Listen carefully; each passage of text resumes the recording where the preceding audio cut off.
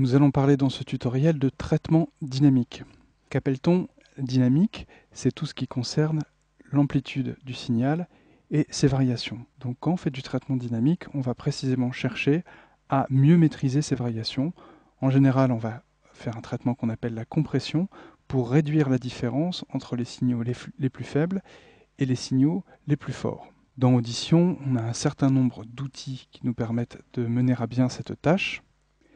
Ces outils, on va les trouver dans le menu Effets, sous-menu Amplitude et Compression. Dans ce sous-menu, on va avoir ce qui concerne à la fois les variations de volume linéaire, comme l'amplification par exemple, et à la fois les limiteurs, les compresseurs. Donc, on pourrait utiliser par exemple le plugin de traitement de la dynamique. Le plugin de traitement de la dynamique, c'est une fonction de transfert, c'est-à-dire qu'on a sur X et Y le rapport entre le son qui rentre et le son qui va sortir.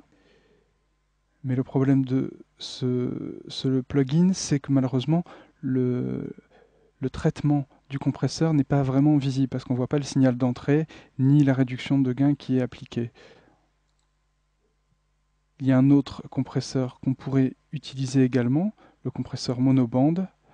Mais là, c'est pareil, l'interface est un petit peu sommaire et on ne voit pas vraiment ce qu'on est en train de faire. On fait tout à l'oreille. Ce qui peut marcher, ça dépend des habitudes de chacun. Pour ma part, je préfère utiliser un compresseur qui en plus est signé par Isotope, le compresseur à modélisation de tube, qui va me donner, il y a le vumètre ici à gauche qui permet de mesurer le signal d'entrée.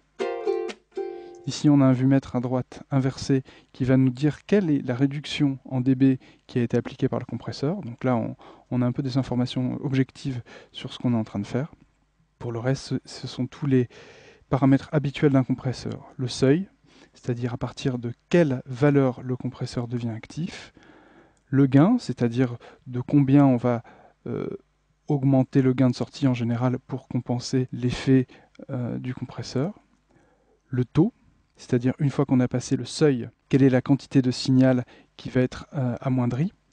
Là, on a un rapport de 2 pour 1, c'est-à-dire que quand normalement 2 devrait sortir au-delà du seuil, finalement on ne laisse sortir qu'un.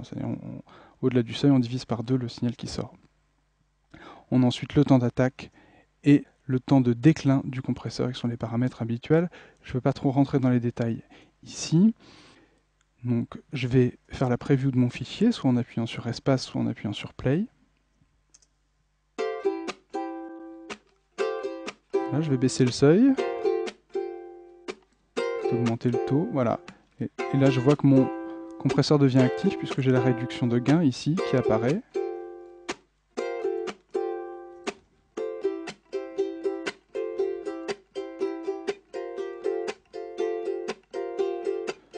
J'augmente le temps d'attaque pour conserver un petit peu plus de transitoire.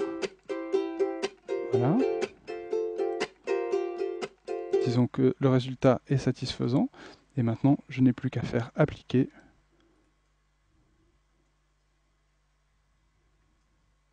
Et après quelques petits calculs, mon signal a été affecté par le compresseur. Donc le compresseur sera utile dans bien des cas. Souvent, si vous êtes amené à faire de la radio, du podcast ou de la post-production vidéo, on va beaucoup utiliser les compresseurs sur les voix pour les maintenir dans une plage dynamique qui soit moyenne.